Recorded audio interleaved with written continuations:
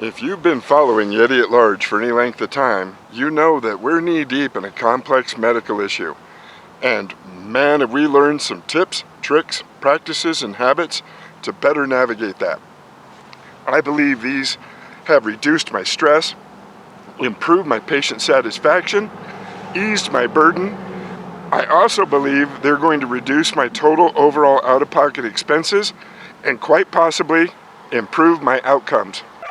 Hi, and welcome to Yeti at Large. This is a channel focused on making the most out of what you have, no matter where you're at. Thanks for tuning in and helping out. So here we are, sitting in chemotherapy, hooked up to the bags. This port was installed inside my chest Friday, and they use a Huber needle to deliver the medication. They'll purge, rinse, clear, whatever you want to call. They push some anti-nausea meds, some steroids, and then the chemotherapy, a medication called cisplatin, made out of platinum. But anyway, while we're sitting here, let's talk very quickly about how to successfully navigate a medical bureaucracy if you're involved in a complex medical issue. It's 2026. A lot of this is going to apply. This is just general observations that I've experienced early that have given me a high rate of success. Your experience might be different. If I glance over something very quickly that you're more interested in, please leave me a comment down below and I'll be more than happy to expand directly to you. But in the interest of respecting your time and being quick, I wanted to just go over a few big bulletin points and my notes. So look, first and foremost, try not to take it personal.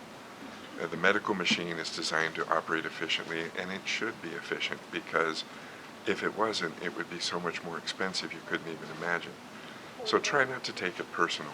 It's not necessarily about you. No one's out to get you, even though sometimes it could feel that way. And this is just a perspective, a manner of thinking. But because of this, you need to be your own best advocate. You have to take a professional, active role in your care and documenting your care. This will increase the likelihood of a successful outcome, improve your patient experience, and likely highly improve your care. First and foremost, document everything. The Cancer Center gave me a 3-ring binder with a lot of great information. Since then, I have been getting paper copies from everybody. Anytime I pay a copay and out-of-pocket, I get information, instructions, or discharge paperwork. Hole punch it, stick it in your binder. I'm doing it in chronological order, and it's been very helpful. Document everything. If it goes to your email, print it, put it in the binder. If you have a printed copy, scan it, and then put it in your digital files. I've been using the Adobe Scan app on my phone, and it is super helpful because you will come across a lot of paperwork. When you check in, they give you how are you feeling today, has your insurance changed, symptom checkers. Scan those with your phone real quick in Adobe and save those in a digital file. I'll tell you why in a bit. Keep a calendar in that binder. Print out printed calendars and write little notes in each day. Be specific. Make sure the times are accurate, and then enter those into your phone calendar as an appointment reminder, and keep a good copy of that. It can be very helpful 6, 7, 8 months from now when someone asks you when you had that procedure done. You'll be able to quickly recall it. And in my experience as a police officer, the person that documents the best usually wins. With that calendar, there's not a downside to reaching out to each of the offices a day ahead of time and confirming by phone that you are on the schedule and going to be there as directed. Usually you'll get text reminders, email reminders, but it sure doesn't help to talk to a human being.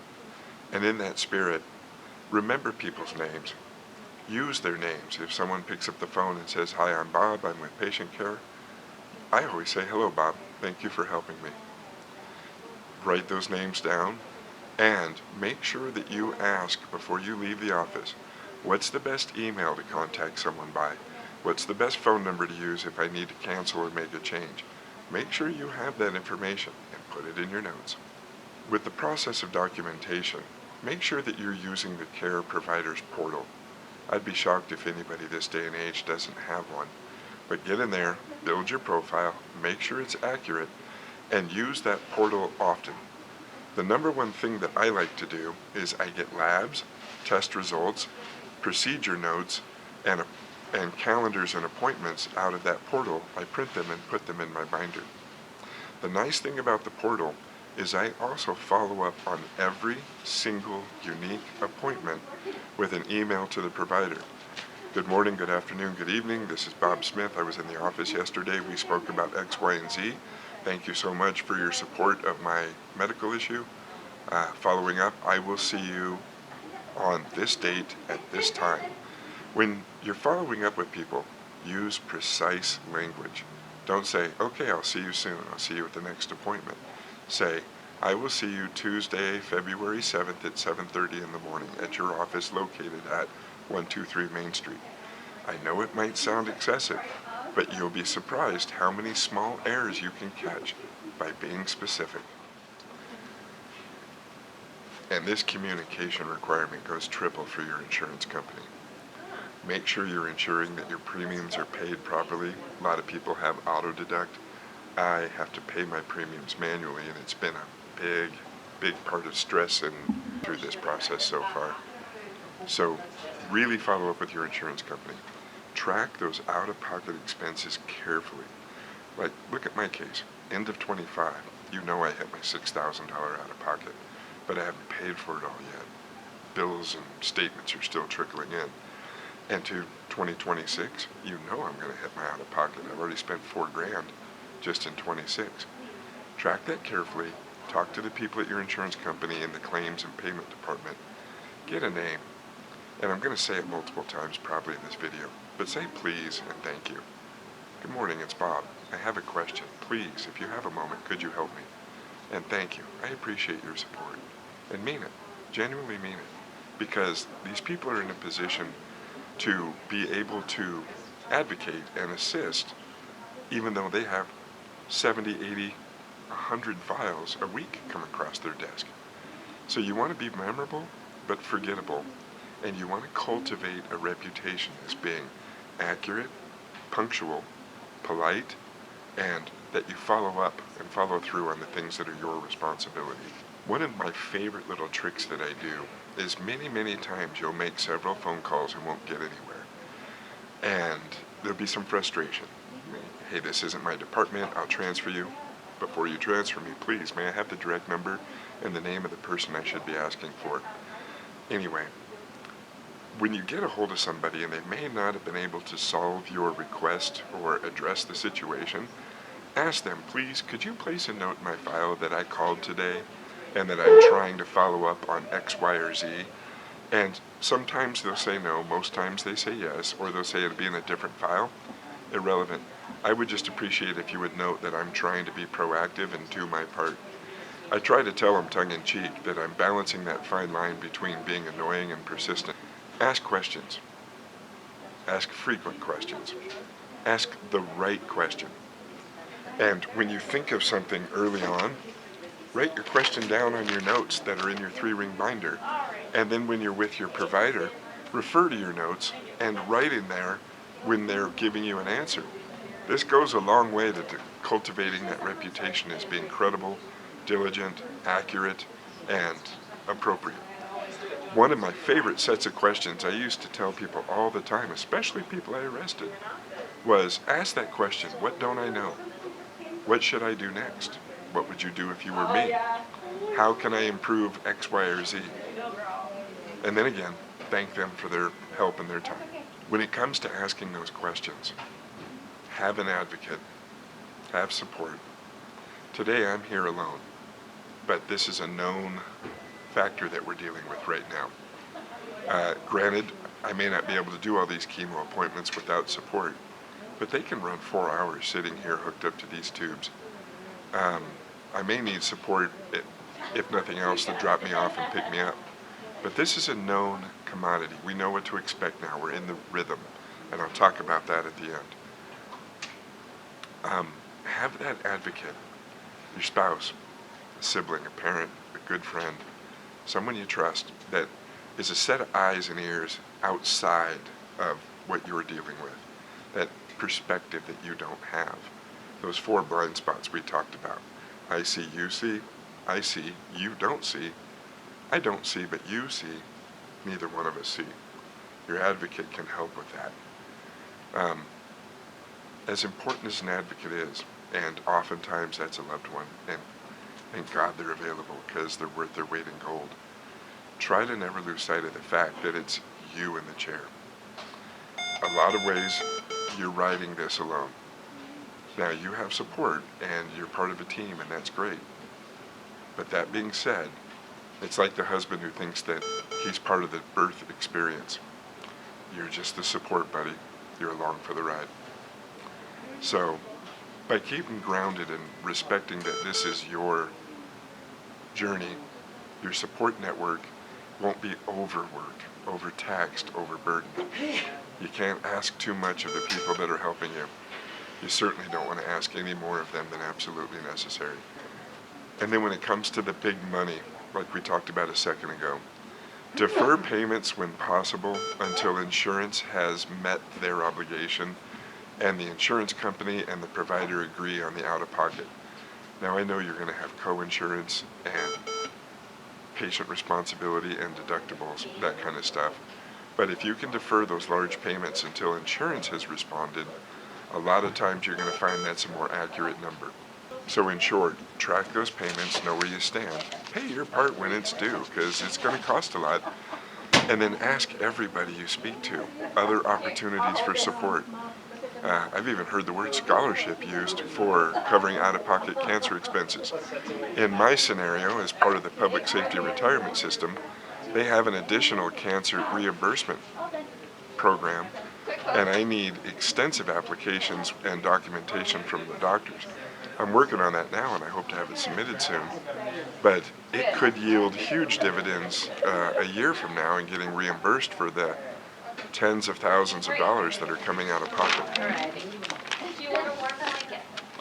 It's getting crowded in here, and I want to be respectful, so we're about to turn this off. But I want to end on a bit of a harsh note with being in a complex medical system. I have found that the number of spam calls and telemarketers that I have received on my phone has spiraled exponentially since I started giving my information to 3 or 4 hospitals and providers. It's been utterly awful. Somewhere in the system, somebody's selling my information, and it kind of sucks. When you get those spam calls, and you're going to answer a lot of them because you don't know if it's a care provider's office, insurance, a legitimate phone call, until you mark every phone call you get in your phone. Every time you get a phone call from a legitimate entity, save it as a contact. There might be 9 extensions the hospital uses to call you on. Save every one of them as a contact. It'll make it easier and easier to identify when the fraud calls come in. Never tell them yes or no when you answer the call. My strategy is if I suspect it's fraud or spam, I answer the phone and I say, "Good afternoon," and then I hit mute. And they'll say, "Can you hear me? Can you hear me?" And what they want you to say is yes. And then they'll use your voice to authorize X, Y, and Z. They usually hang up after I do "Good afternoon." And I note it as a spam call in my phone. If it doesn't give you the option to note it as spam, save the contact as spam and then block the number. It could be a peace of mind. I'm hoping those calls calm down here pretty quick. I will tell you though, one of the last things that you can do, and this is where we'll end, is when you follow up with the surveys and you complete a patient satisfaction survey, or you do a symptom checker, or you check in each day, please be aware that there is a high likelihood that you are being scored as the quality of the patient that you are. How engaged in the process are you? How punctual are you? Are you following the rules? Are you following instructions? It is my strongest recommendation that you follow the instructions of the medical staff. And by scoring highly on there, not everyone's doing this, but a lot of places will. If there's a challenge and a difficult issue comes up, and you raise your hand and say, "I believe you didn't treat me well," or "You didn't do this good," or "I'm unhappy about that," they may come back and say that as a patient, you didn't score very well, because you were non-compliant. You want to cultivate that reputation as being punctual, accurate, engaged, focused, honest, and compliant. Now, some things may not be for you, and I've said no to a few things up front. I don't want a feeding tube. I didn't want to be fully sedated when they installed the IV port. I just did general anesthesia. So it means you're awake while they're yanking you around on the table, jabbing this thing in your chest, which can be unpleasant to some people, but I've been through worse. So just understand, do all of those surveys. Be honest, but know that you're being scored and being graded in many of those scenarios. Let's jump out of the chemo chair into radiation therapy. This is where I go after I leave the chair. I do radiation therapy 5 days a week. It takes about 10 minutes. You can tell by my eye blinking I've sped up the video to make it a little more interesting. It's amazing how much thinking you can do with a radiation beam bombarding you with your head bolted to a table, but it's kind of a peaceful experience with the warm blanket. The crew at both of these facilities are amazingly human, profoundly professional. They're good people. I hope every one of them wins some kind of an award for their service. Let's summarize this entire video in just a couple of key points. Be a professional. Document everything. Follow up on everything. Communicate with please and thank you. Use people's names. Ask questions. Defer payment until insurance has met their obligation, if that's at all possible. I know this is tough, and the last thing you want to do is have to sit there and be a bureaucrat of your own. But this is in your own best interest. I know it's harsh that I talk about reminding myself that I'm the one in the chair, I'm the patient. No one on my support team is bolted to this table right now. It's not a lonely feeling, it's a proprietorial thing. It gives me the onus to be a professional. Even when I'm stressed out, I'm very good to people. I have stopped people in the middle of a phone call or a meeting and said, I just need to let you know right now, my stress level's through the roof. I'm very upset, but I'm not going to take it out on you. I want to express to you that I'm struggling to process this, and here's what I'm looking for. It's okay to need something. I've got a bunch more of these treatments coming up, and the one last piece of advice I'll give you is don't try to keep score. Don't keep a count up or a count down. Just be like a good musician and keep the rhythm. It might help you get through this and get a better ending before you know it. Because there's going to be delays. There's going to be extensions. I wish you the best. Let's go back to the chemo chair. It's easy for me to get long-winded and flap my gums at you when I'm sitting in this chair with nothing better to do. We might come back soon with video number 4 on the nutrition that I've been doing since I started this. It's been a wild ride with the nausea and the other things and the weight loss. Let me know if you'd find that interesting or any other topics you want me to cover. I very much appreciate you guys being along, and again, I wish you well. Yeti at large.